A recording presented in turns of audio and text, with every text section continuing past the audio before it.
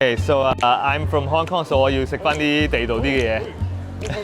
係咪嚇親你咧？你估唔到咧？So generally, when people see my face and I speak Cantonese, initially in Hong Kong, when people didn't know, they would do a double take, like, wait, did I just understand you? And sometimes they won't believe it. They're like, wait, hold on, wait, what did you say? I'm like, oh, 講緊廣東話。Wait, what? You know, I have been given so many responses of, for example, like 點解你識聽廣東話？點解識講？ And 點解 means why do you speak Cantonese? How come you can? And I kind of go like, what do you mean? How come I can? Like I'm a genius? I don't know, right? 不如講返中文係咪好啲啊？大家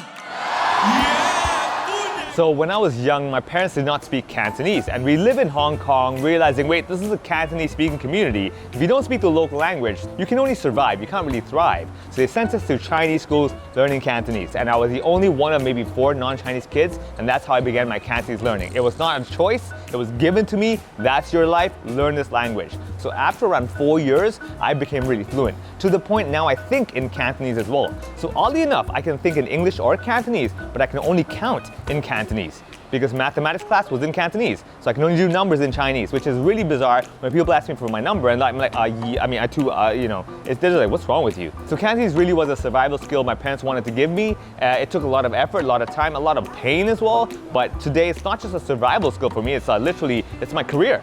It's part of my life, it's my superpower if anything. 牧師話：神，你想唔想聽我講笑話？神話想，我明。Okay, that's what I said. I come and do Cantonese shows specifically for one reason, not the laughs. I want to come up here, speak, you know, proper, fluent 純正廣東話 like that, and I just want to hear parents turn into the kids like, you are a disappointment.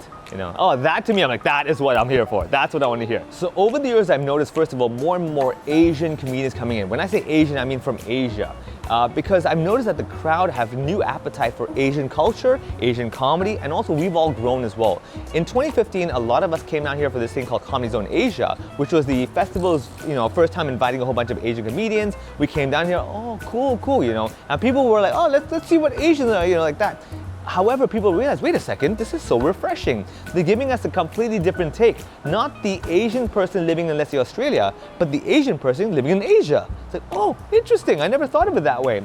And then I said, I speak Cantonese as well. We tried a Cantonese show, there was response. I'm like, wait a second, there's a crowd here too. And ever since 2017, every single year, I've been coming back doing Cantonese shows only. So why compete with like 400 English shows when I have to compete with just maybe one other Cantonese show as well? It's a win-win situation. Next year, my challenge for myself is to do the same comedy show in English and Cantonese, just to see if I can write the same joke in 2 different languages, find the way to deliver it. So that's my big project.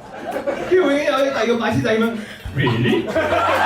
To be funny in another language, I find is not just the words you use. You have to understand the context and the culture. Like the way you make a joke in Cantonese is very different from English. It may be the same story, but the way you deliver it. For example, if you say something like 有冇搞錯, he's like, what's going on? Come on, man, you know. If you just say 有冇搞錯, it's like, okay, did I offend you? You got 有冇搞錯? That's like very different. It's a very friendly thing. So I learned in Cantonese, the language itself is very direct, but it's also very casual and slangy.